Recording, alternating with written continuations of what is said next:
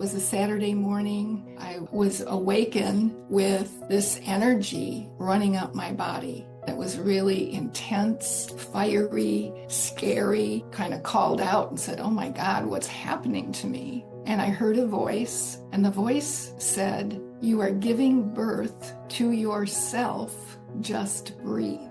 I did the birthing breath, the Lamaze breath that I knew from having my children. It took about an hour and a half for the energy to move through in big fiery waves. When it settled, I could feel this new me that had just been born into my body. I didn't know exactly what it was, but it felt vast, huge, loving, and all-knowing. It was amazing.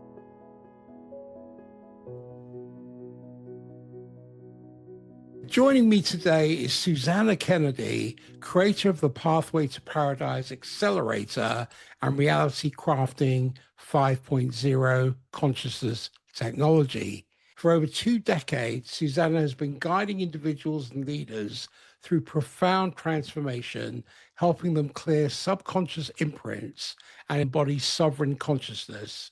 Susanna is the author of Sacred Union, Ascending to a 5D Paradise, an international speaker, and currently lives in Kauai, where she continues to midwife what she calls the birth of paradise reality, both with individuals and across the collective. Susanna, welcome to Consciousness Compass. Thank you for inviting me to be here. You're most welcome. There's a particular quality that shows up in people who become guides for others through deep transformation. This is also known as the wounded healer archetype, the person who's descended into their underworld and returned with medicine for the collective. But there's another dimension to this, which James Hillman described as the soul's particular calling, the acorn that contains the entire oak tree of one's life purpose. When I look at your journey, Susanna, I see someone whose psyche was wired from the beginning for perceiving what others couldn't see, the hidden architecture beneath consensus reality. You have this profound orientation towards the emotional intuitive realms, combined with an almost prophetic capacity to sense where collective consciousness is moving. And there's a natural attunement to crisis points where transformation becomes necessary rather than optional. Your awakening experience, which I believe was 2 decades ago, where you suddenly saw the intricate architecture of human consciousness, I don't see that as random. It was more like a veil lifting on something your soul had always been preparing to perceive. Can you take us back into that awakening moment? What shifted in your perception? And how did you know this wasn't just an interesting experience, but your life's calling?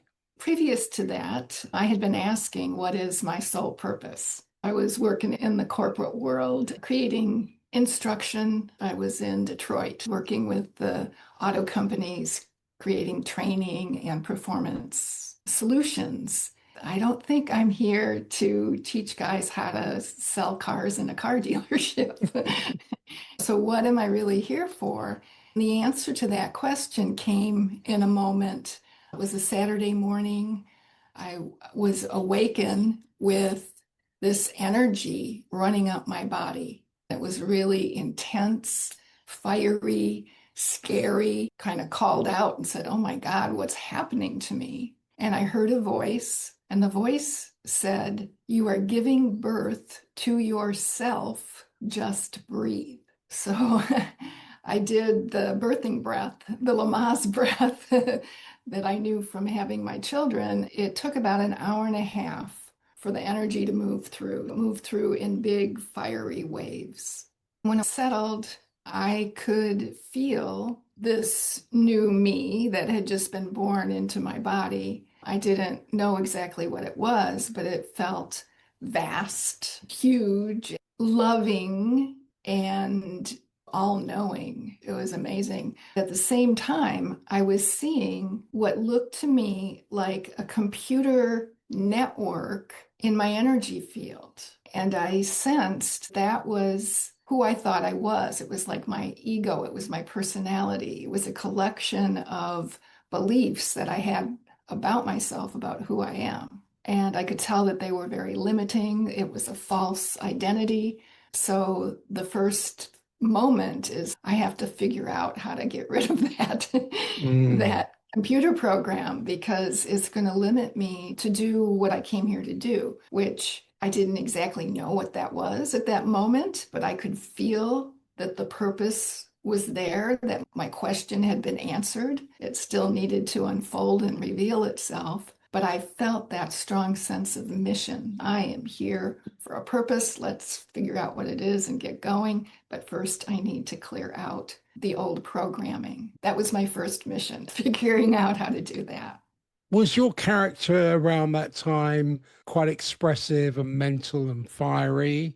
I was in the business world surrounded by men. I was most often the only woman in the room. I was designing training programs, a lot of Right. mental activity. My inner male was very dominant, and my inner feminine had been pushed to the wayside. But when this happened, then she came through full force, and the pendulums went the other way for a while until it came into balance. I could receive all this high dimensional information, codes, frequencies, and then with the male side, ground it and then find a way to share it with people. So then I used my skills as a instructional designer to take that information and organize it in a way that I could share with people and step them through a transformational process. Because the way I did it, or the way my soul designed it for me to do, I was really lucky that I integrated it so gracefully. Mm. It was what the Hindus describe as a Kundalini, a spontaneous Kundalini awakening. And those can be very hard to go through because it does break your sense of self. If you don't find a way to integrate it and ground it, it takes off and you become psychotic in a way, or that's what it appears like to other people. It seems your soul was seeking embodiment and grounding vision into form and intimacy and emotional depth into service. I sense that, and you use the word integration, which is interesting because I see for you it's tension as a teacher. Where others might avoid paradox, you're called to embrace it. Your very growth comes from holding both sides of the polarity until they sing in coherence. So you have the polarity and the integration. So you feel pulled between who you are and how you feel. And I think this creates emotional depth. It can feel like in a contradiction. Maybe the lesson here is to become the bridge between self and feeling.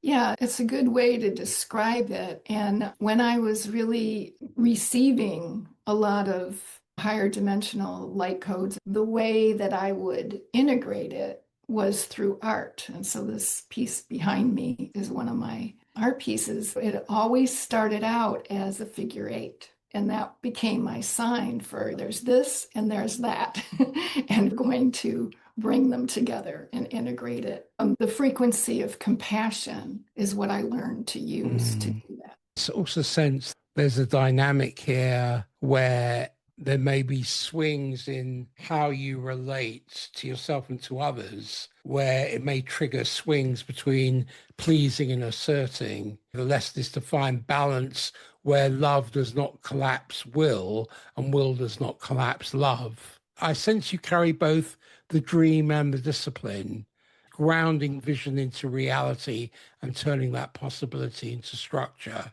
Yeah, I think I walk now that middle path. So Mm. it's just become part of my energy field to do the integration. And it's almost instantaneous. People would not describe me as somebody who swings back and forth. Before that moment, were there any earlier experiences, perhaps even in childhood, where you sensed this other layer of reality? Yeah, for sure. As a child, I was receiving messages, my counsel, my guides, my higher self talk to me through my dolls and stuffed animals and Mm, stuff like that.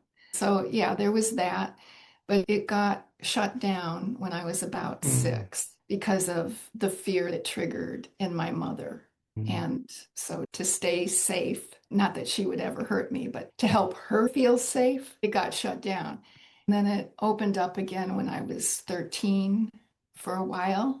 I received more and realized that, yeah, I did have a mission, but I wasn't old enough to express it yet. So it's coming. Just enjoy yourself. And I did that for quite a while. In my early 20s, I started opening up again with the birth of my children. That opened up the feminine side. I did a lot of reading and absorbed a lot. And it wasn't till later that this other spontaneous Kundalini happened. But it was at a good point in my life where my children were old enough that I could refocus my energy and go in another direction. What was it like living with that sensitivity before you had a framework to understand it? I think I always understood it. I just didn't have a way to express it that other people would understand. That was where my struggle was. If I could just explain this well enough, they'd believe me. What I was experiencing, I knew was real, but they didn't. I was trying to figure out how to get them to see what I see and feel what I feel. They couldn't because they weren't on the same frequency bandwidth.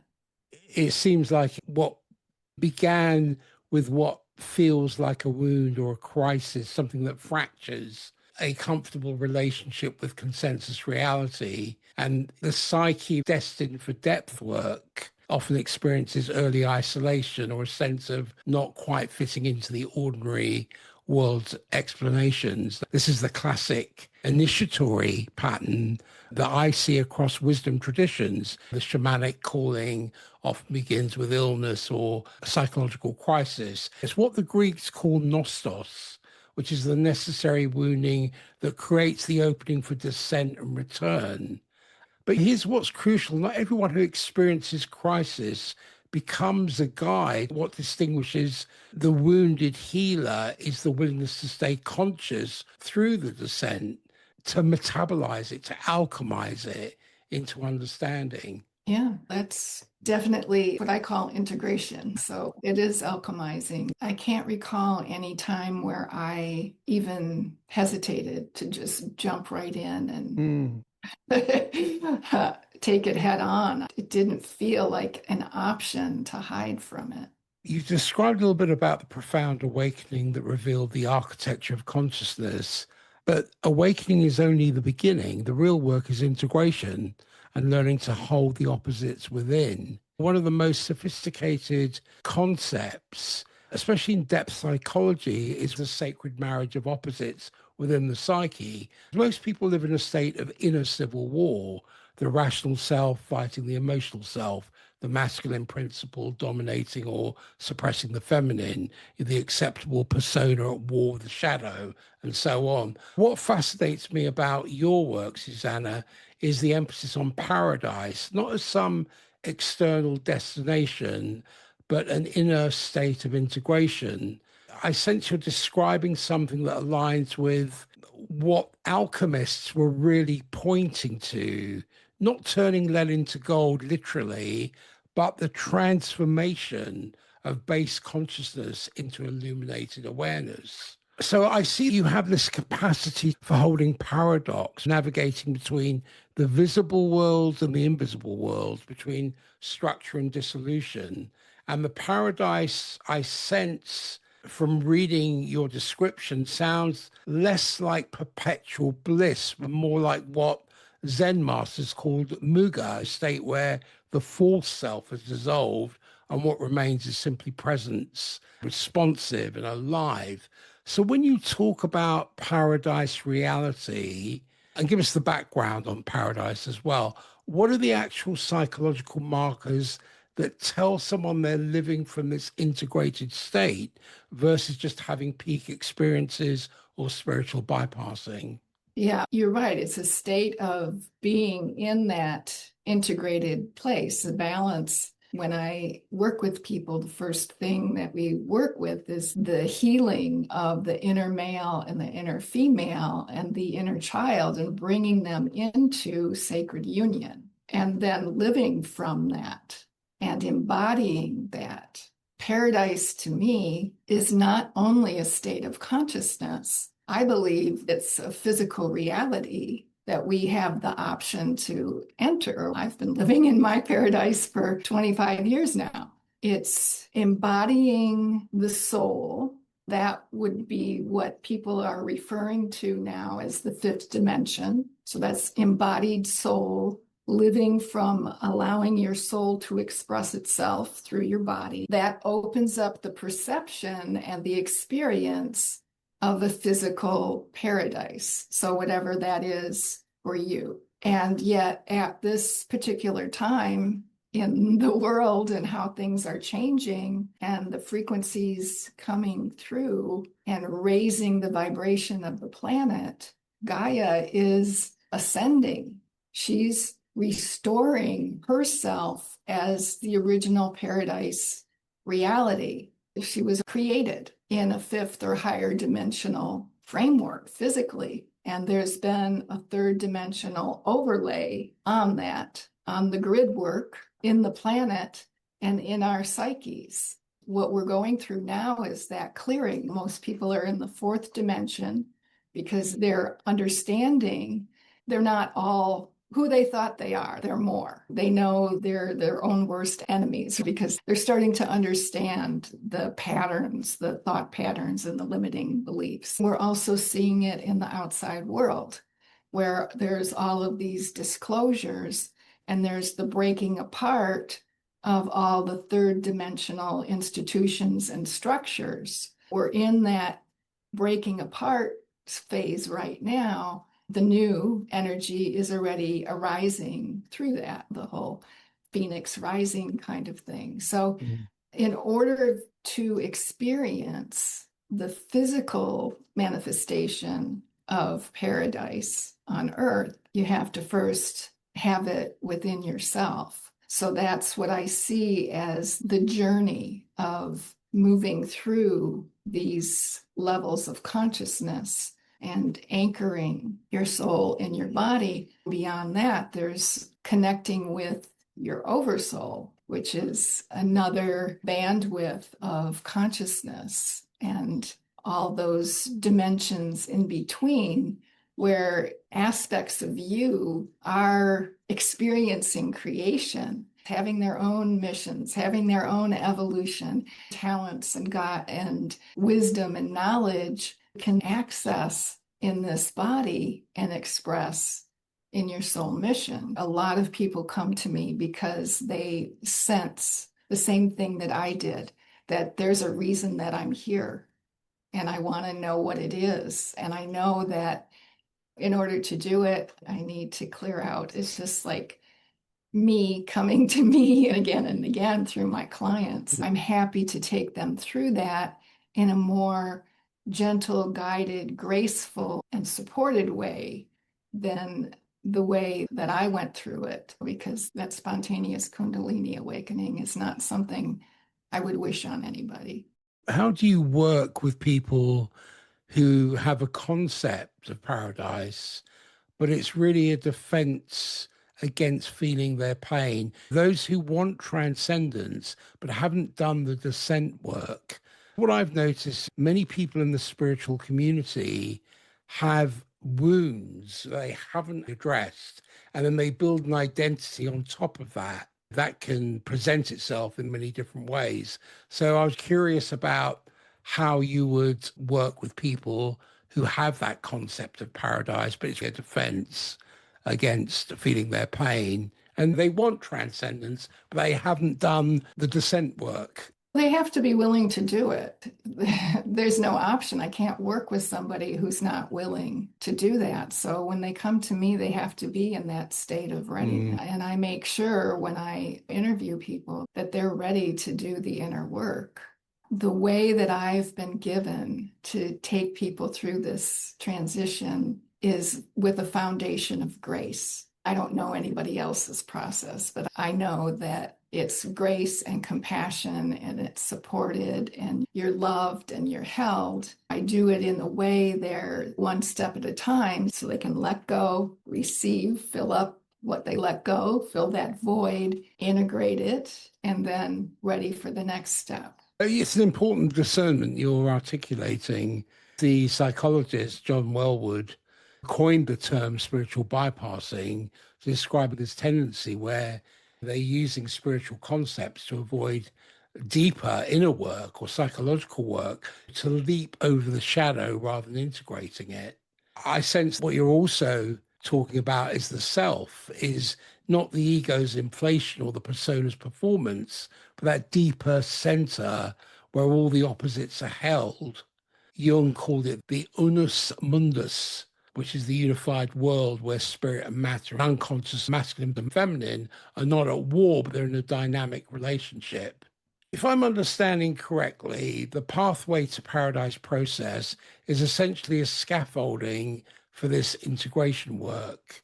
You're helping people develop what Buddhism calls the witness consciousness, the capacity to observe their patterns without identification, which creates the space for actual transformation, as distinct from just rearranging the furniture of the ego.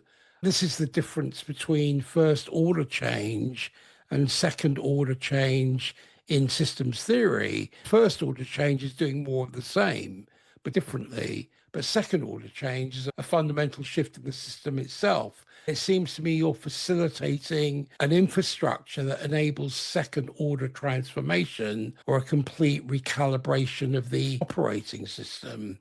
Yeah, definitely. That's a good way to describe it. It's to reveal the architecture that's already there, that has been layered over. It's the unveiling, the revealing, the remembering. It's more about remembering, who you really are. But I did create a way for people to see what their current layers of scaffolding over their true architecture. And it's called the Pathway to Paradise quiz. You take the quiz, I think it's only 5 or 6 questions. It shows you what your main defense or your bypass strategies are.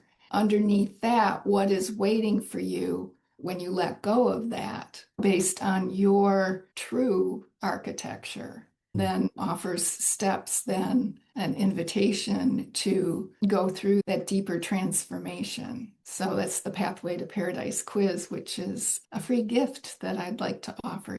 That's fantastic. We'll put that in the show notes.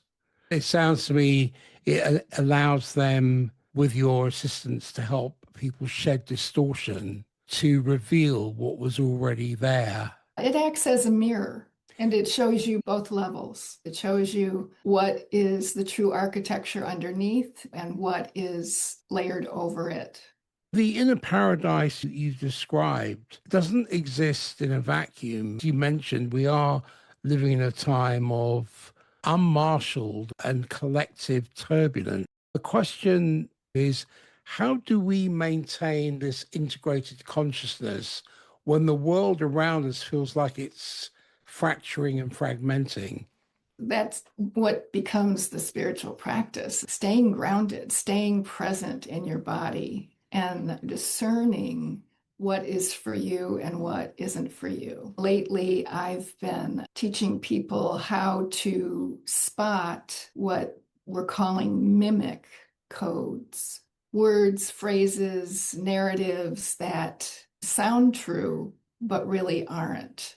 It's an inner thing and an outer thing. So what you're seeing, say, in the news and these various polarized narratives, how to spot what isn't true so that you can detach your emotional investment in those things and come to that place of peace.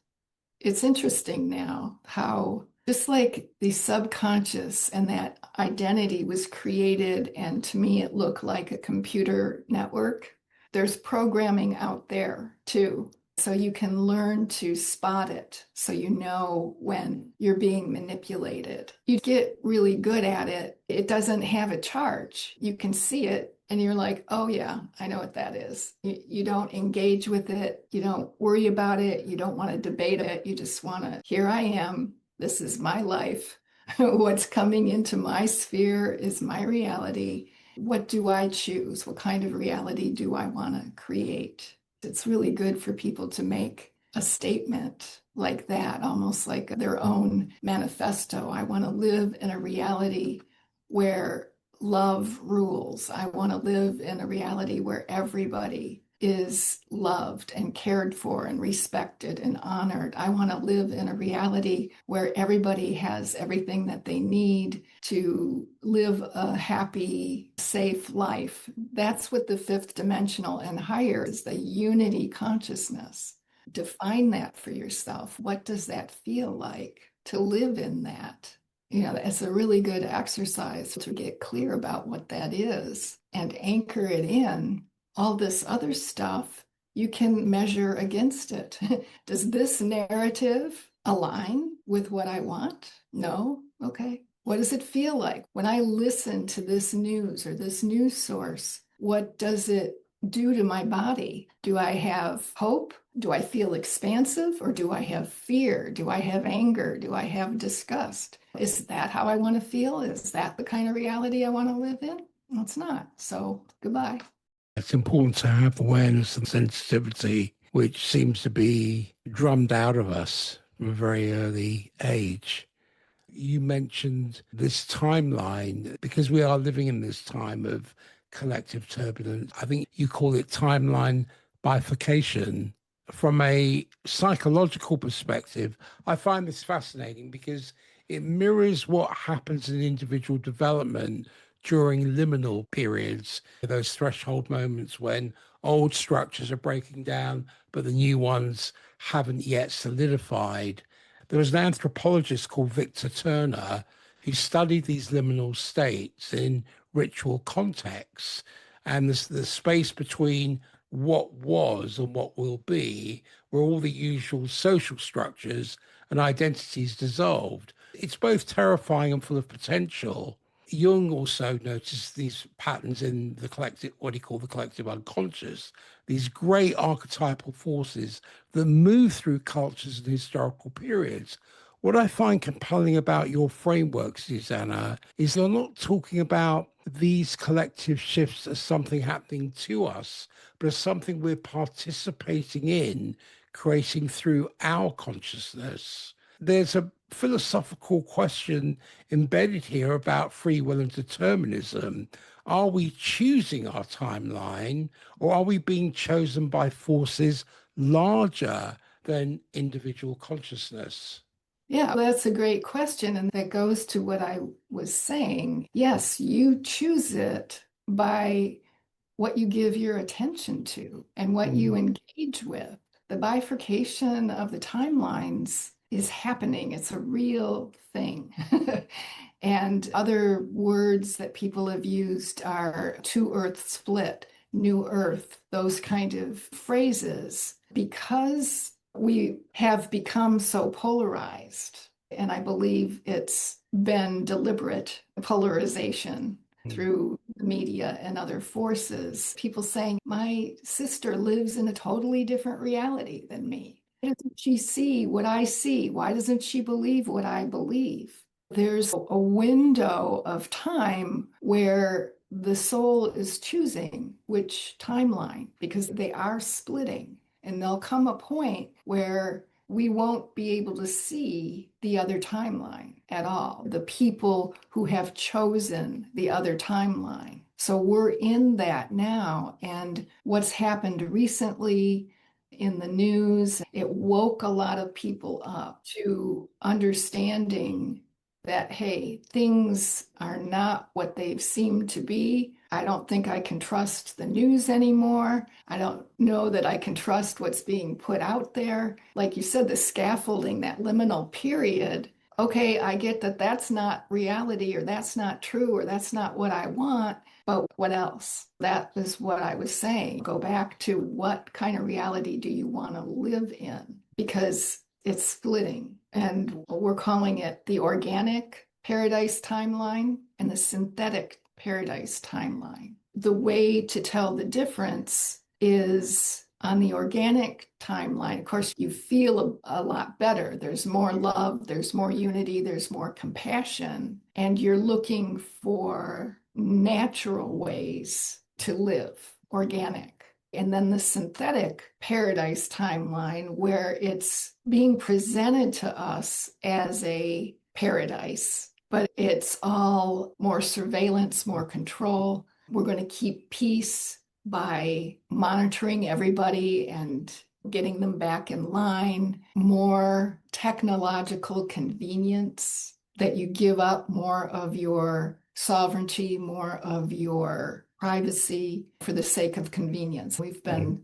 seeing that throughout as technology has evolved. But also, the people on that timeline are unconsciously choosing it because they have been in fear. They've been buying into the fear. They've been buying into the anger, and they're looking outside for the government, technology, whatever it is, to make it easy, to make it better. They're not confronting their own stuff like you were talking.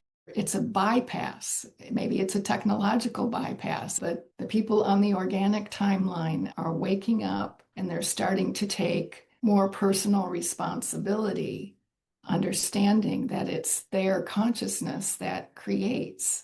Part of the reason that I'm teaching people how to discern what the truth is, or at least what it isn't, so they can have that opportunity to consciously choose instead of bypassing because they're just too tired to deal with it and let someone else deal with it. But it's a trap. It's that wolf in sheep's clothing. It's important for people to have lived markers that help them know which frequency they're aligning with and how that shows up in their daily choices and awareness. Yeah, definitely. It's the way that you feel. When I tune into this, do I feel expanded? Do I feel, okay, you do it for me?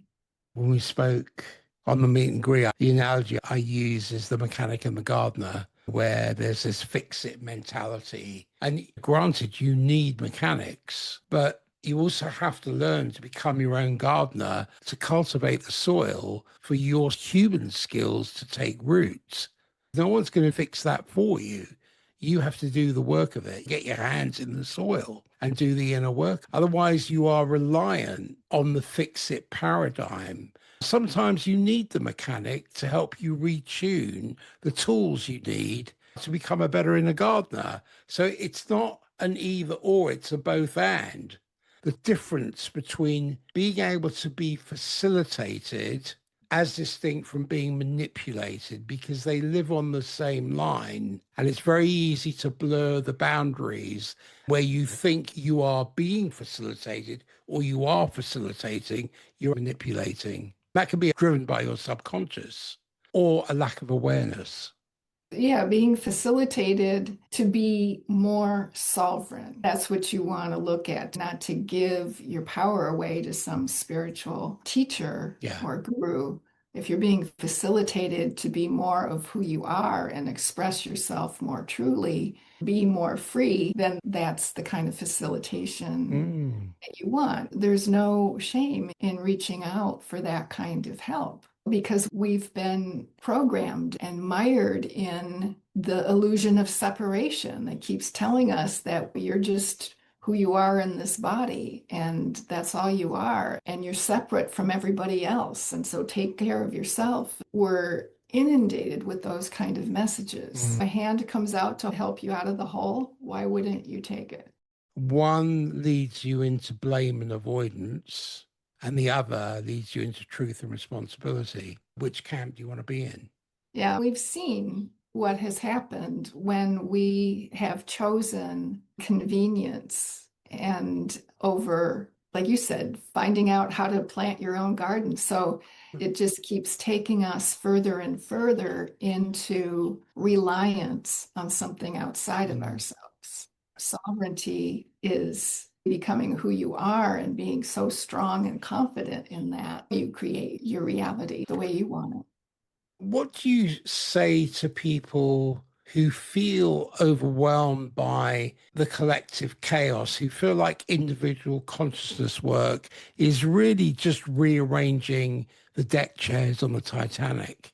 They're overwhelmed by what's going on in the collective. It's time to take a retreat from the collective and come back into yourself, get in nature, feel yourself, be present within yourself, be present with what is natural and organic. And when you do that, going back to that noise is so harmonious. People get addicted to the frequencies of the noise, of the chaos. And I've said to people, what is your sphere of influence? Can you really do anything for all these groups that you have so much compassion for? Does marching and railing and trying to debate people really help anyone? And isn't that you coming from your ego? Isn't that false identity? The power isn't what you do from your ego, your self identity. You can't really change anything big in the world with that. But when you come into your heart and get grounded in your own sovereign self, you have so much power to support the rest of the world. That is, I have two groups that I lead where we're doing world service. But before they got to the point where they could do that, they had to go through that transformational process so that they're whole and complete and sovereign in themselves. So now when we get together and unify and put our attention on something and witness it and love it, that brings it into harmony. That's where you can really affect what's going on in the world in a way that is not manipulative, just bringing things into their own natural harmonic rhythm. And all the stuff that isn't in that harmonic rhythm just naturally falls away. No force, no manipulation. It doesn't work when you try to make somebody wrong so you can be right. Having a mutuality, a harmonic, a respect and a reverence for each other's views, whether you agree with them or not, but to be able to bring those out into the surface and see how you can move towards some kind of compatibility of alignment. It's a question of saying, okay, I'm going to be the gardener. I'm going to cultivate the soil with you. Yes, some plants thrive in light, some in shadow, but we have to do the inner work. We can't heal the collective without doing our own inner work. But Right. also, I recognize that individual neurosis is a response, or often a response, to collective pathology. So we've got to move in ourselves from comfort to capacity and from pathology to process. That's a journey in itself. There was a philosopher called Simone Weil. He wrote about attention as the rarest and purest form of generosity, the capacity to truly perceive reality without the distortions of our projections and our conditioning. And what you're calling the organic timeline sounds very much like choosing to live from this quality of clear attention, as distinct from inherited trauma patterns or collective programming.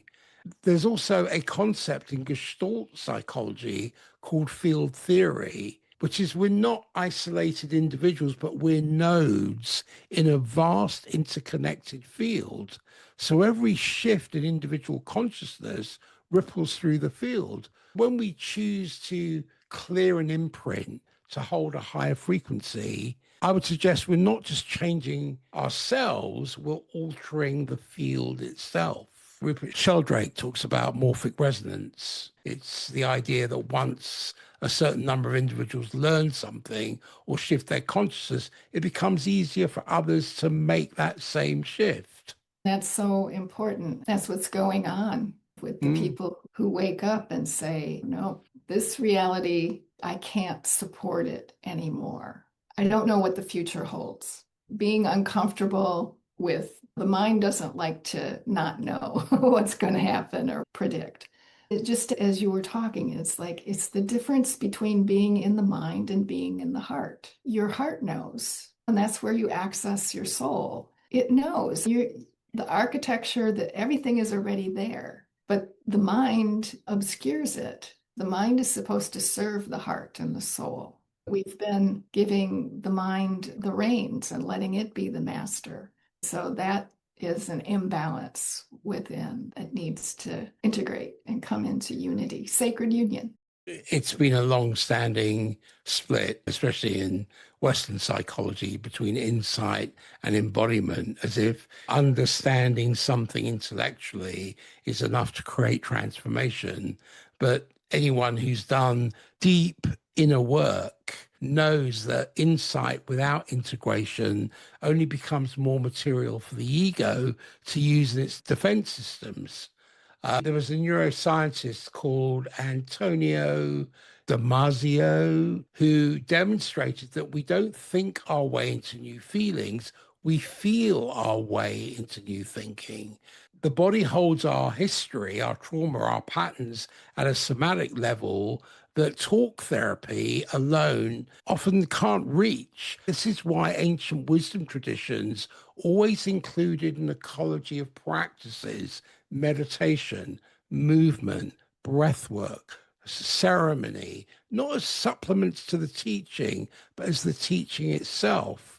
I see that your work emphasizes what you call holding frequency, maintaining clarity and stability through complexity. I don't see this as a nice metaphor. I see that you're describing something very specific about how consciousness operates. I sense in your psychological structure someone who naturally perceives energy and pattern. You can sense when something is off in a room or a relationship before there's any obvious rational evidence. But you've also clearly learned to channel and stabilize these perceptions rather than being overwhelmed by them, which is the difference I see between the mystic and the person who's just ungrounded and overwhelmed.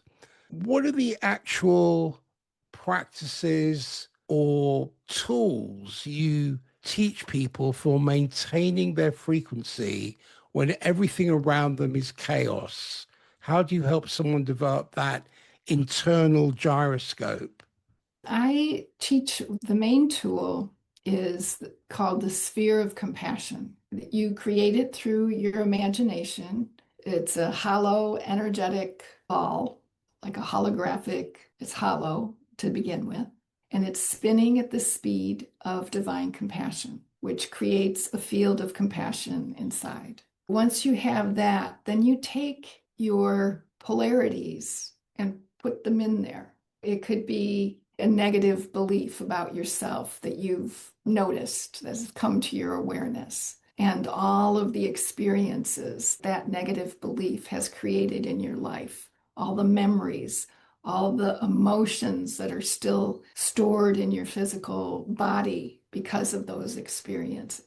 Breathe them all into the sphere, and the sphere will spin, and it causes the frequency of that density that you've put in there, it causes it to rise because the compassion energy is a higher, faster frequency. So they have to entrain the denser energy that you've released into it to raise its frequency until it meets compassion. Then you have a sphere full of compassion. You've transmuted it. You've integrated what was not you that you put into it with the divine love and compassion that you really are.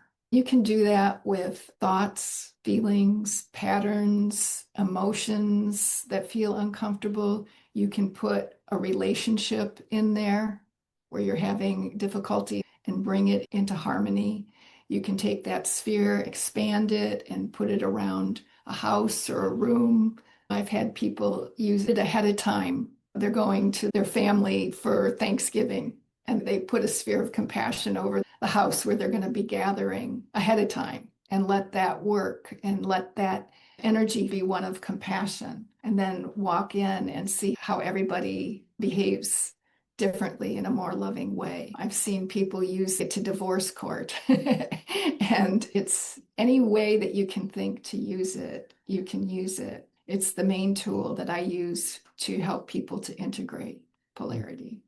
What about people who are highly sensitive, who feel everything, but haven't learned to metabolize those perceptions without either shutting down or becoming overwhelmed?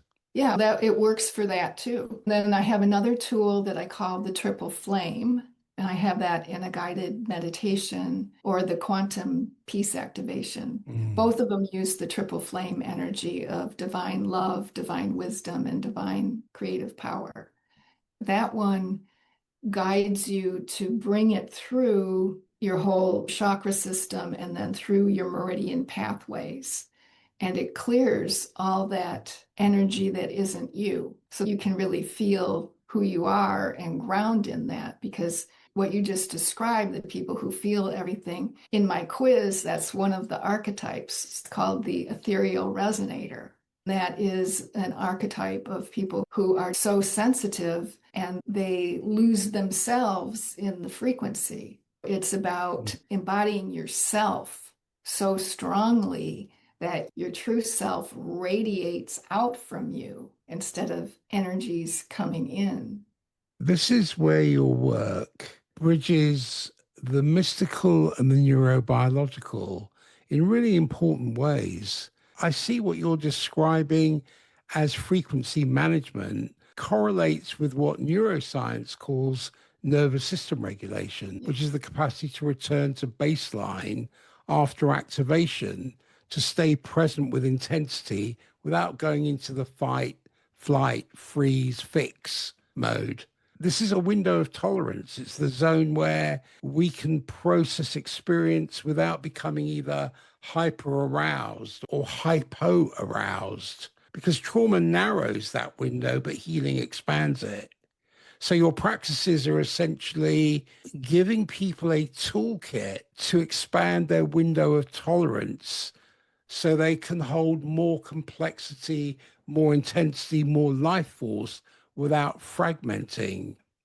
Yeah, I actually have what I call the Love Light Toolkit, and it has, I don't know, 8 or 10 different energy tools that I teach my students. Mm. You can use frequency to make your life more graceful and peaceful. Frequency can do when you master it, and mastering it within yourself.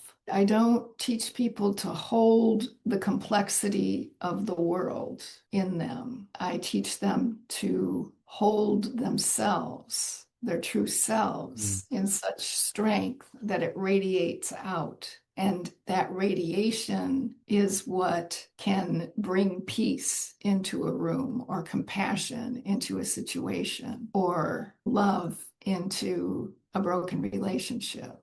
So, yeah, the capacity to hold more light, more love, more of who they are.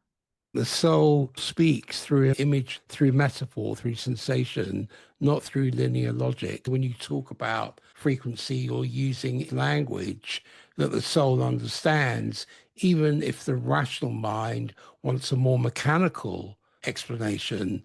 And this is the art of what the ancient Greeks called metis, which is practical wisdom, the intelligence that knows how to navigate complexity through feel and intuition, as distinct from following rules.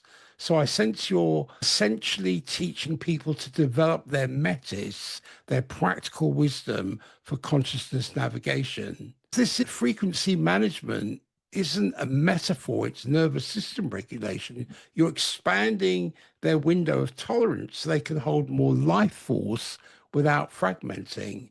And I think these practices you're teaching help people stabilize and hold frequency. But what about the deeper work, those stubborn patterns that keep running no matter how much awareness we bring? The way that I developed, take the technology and put it into practical wisdom, is I have a program called Emotional Mental Detox. I've identified 6 core issues or 6 layers of false imprinting that has in common just from growing up in this planet and being imprinted by the illusion of separation. And that's where I use that sphere of compassion. You can name those imprints because words have frequency. The subconscious is a computer system. You can call up the files, and I start with the inner male and all of the wounding, all of the false beliefs, abandonment, betrayal, and everything that goes along with what you might experience from a wounded male and take on into your own inner male. I guide them to bring up all of those frequencies, all of those programs, and the emotional imprint that it's left. And we put that in the sphere of compassion. And then we clear it. I use infinite love to bring in. So I am infinite love. I guide people into their I am presence and then bring forward the infinite love, channel it through their heart, take it into the sphere, and it causes everything in the sphere to start rising up in frequency until it exists only as infinite love. It doesn't exist as pain. So it's alchemized. What I found intriguing about your approach, Susanna, is this emphasis on clearing what you call subconscious imprints. You're describing something that sounds like a combination of depth psychology, shadow work, and what somatic therapies call releasing, not just understanding the pattern intellectually, but dismantling it at the energetic and somatic level. Yes. I haven't studied any of that, so I don't know what you're referring to. I just pull it through and feel it. And I do have the ability now to feel frequency and to be able to translate that frequency into words or into visual archetypes or metaphors, as you described earlier. It's not only the soul that speaks through imagery and archetypes, it's also the right hemisphere of the brain. So when I guide people to do this work, I ask the mental body, the mind, to step aside and allow us to work at this deeper level. When we do it that way, the mind, the ego, doesn't feel threatened because it's not being attacked. It's not being made wrong. It's in a witnessing mode. And what it witnesses is the transformation, but more than that, the peace and the clarity that comes with it. So then it's like just accepting in the emotional mental detox. That's why I always work with the mental body and the male aspect first, because that is usually where the limitations, the inner control, the inner manipulation is. We need to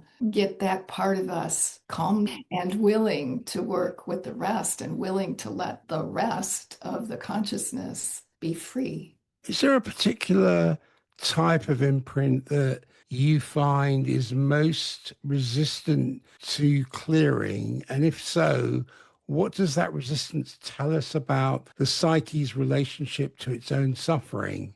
I would say it is the mental, the inner male pattern that is strong because it's been programmed to be strong and because it's gotten so much validation throughout the life and through the world. The core wound is fear. So the mind fears not knowing, One, doesn't want up or let go to allow you to go into your heart or to experience, or it doesn't want to validate any of your feelings. It can't because it's in the mental level. It's in a frequency bandwidth that's distinct from the heart bandwidth. The mind doesn't feel, it processes information. The ego uses the mind as the microphone. It has a self-protection mode.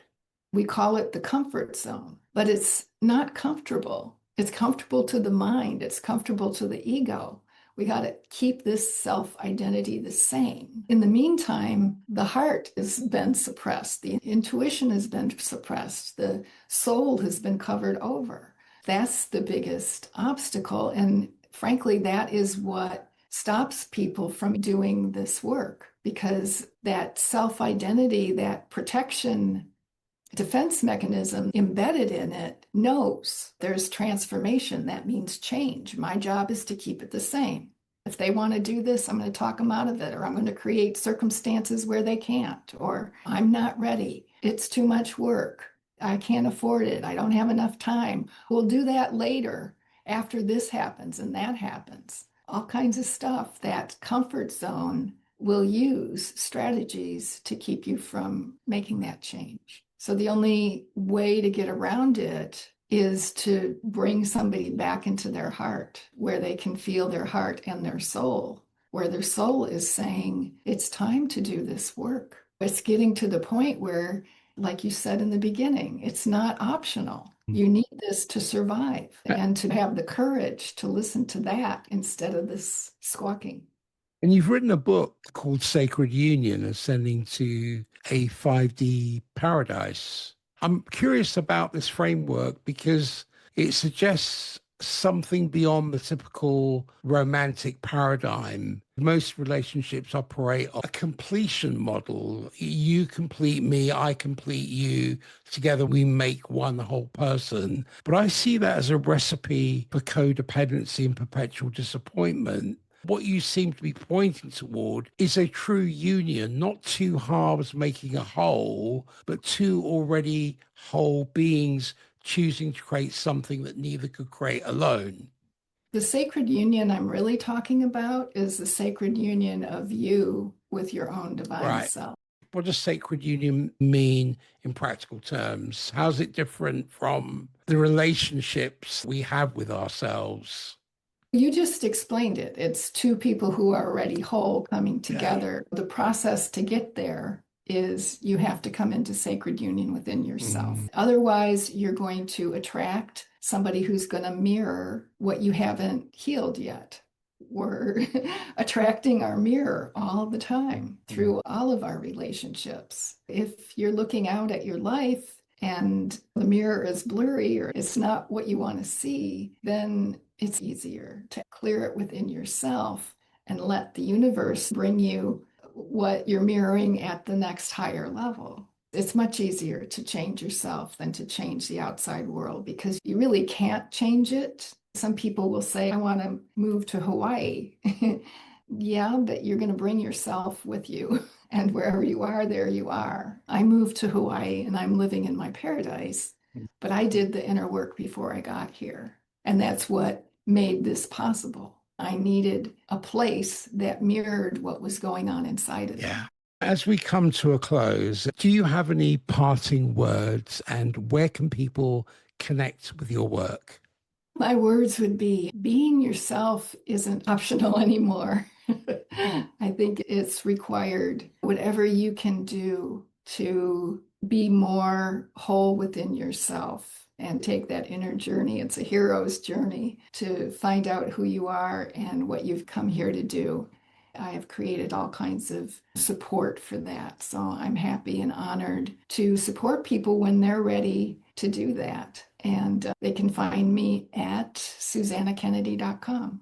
The Paradise quiz that kind of starts it off to give them that mirror is right on the homepage and they can access it there. Beautiful. This goes far beyond techniques or temporary inspiration. We've touched on something fundamental, the architecture of human consciousness itself and the practical pathways for transforming how we perceive and create reality from the initiatory wound that are calling through the integration of our inner opposites, navigating collective chaos, developing embodied practices, clearing the deep imprints that run our lives, understanding relationships as crucible to finally living this consciousness in the ordinary moments. I think this is the complete journey of transformation. Your work reminds us that paradise isn't somewhere we go, it's something we become. It's not about perfecting ourselves or transcending our humanity, but about developing the capacity to stay present, conscious, and sovereign through whatever life brings. If today's conversation resonated with you, I strongly encourage you to explore Susanna's work further. Her Pathway to Paradise Accelerator and the resources she offers provides the actual scaffolding for this transformation we've been discussing. And I would proffer for your consciousness that the question isn't whether you're ready for this work. The question is whether you're willing to stay conscious through your own becoming, because that's what changes everything. So I want to thank you, Susanna, for the depth and clarity you brought to this conversation. You're welcome. There is one more thing I want to say. It sounds like a lot of work, but it doesn't have to be. If you want to do it in a quick, easy, graceful way with lots of love and support, I'm honored to support you. How have you experienced the conversation today? Very in depth, very deep, very interesting. You're obviously a very learned man. I read a lot.